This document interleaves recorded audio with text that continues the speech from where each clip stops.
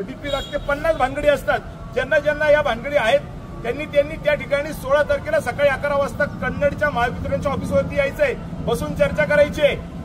कारण मी त्यांना सांगितलं होतं की बिलं मागायची नाहीत, आम्हाला तुम्ही नुकसान भरपाई देण्याचे तुम्हाला आदेश आहेत, तरी सुद्धा बिलं मागतायत. म्हणजे वाकड्यात जातायत, बेकायदेशीर वागतायत.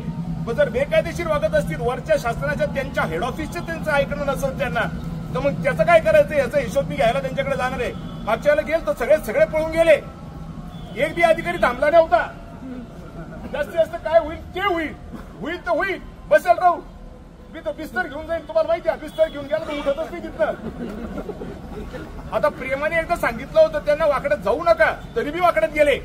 आता वाकड्यात गेले तर त्यांच्याकडे लिहून गेली की घरगुती लाईट बिल चोरलोक भरायचं नाही, जोरलोक नुकसान भरपाईचे पैसे तुमच्या खात्यावर येत नाही, हे त्यांच्याकडनं आता लिहून घेतल्याशिवाय मी बी उठत नाही. प्रेमाने बोलून ऐकत नव्हते ना, घ्या आता. त्याला काय करणार आहे? आत्ता बोलणं झालं, कोणीतरी काय नाव आहे त्याचं, काळे नावाचा वायरमॅन आहे, त्याशी मी आत्ता बोललो की तू वीज बिल कसं मागतोयस घरातल्या लोकांचं. तो म्हटलं माझ्या सिनियरनी सांगितलं, बोलकर नावाचा कोणीतरी त्याचा सिनियर अधिकारी आहे.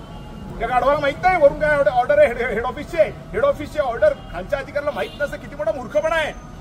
आणि म्हणून कन्नड तालुक्यातल्या कोणत्याच गावामध्ये कोणी घरातली बिलं भरायची नाहीत. शेतीची बिलं आपण 4 वर्षापासून माफ करून टाकली आहेत, बरोबर का चूक?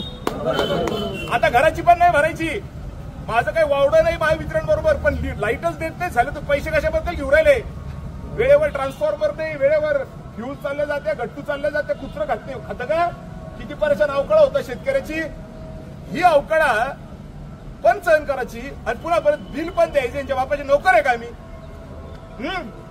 नाहीये. आणि कन्नड शहरातल्या पण सगळ्यांना सांगतो, नुसतं राजकारण, नगरपालिकेत राजकारण, ह्याच्यात राजकारण, त्याच्यात राजकारण. अरे लाईट बिल भरू नका 50दा सांगतोय. कन्नड शहरातल्या लोकांनी सुद्धा लाईट बिल भरायची गरज नाहीये, त्यांना सुद्धा नुकसान भरपाई मिळाली पाहिजे. असं कसं थंड शहर आहे कन्नड शहर? काय शहर आहे काय? अरे उठून उभे राहा ना, हक्कासाठी आम्ही लढतोय. कमीत कमी या बसा तिकडे.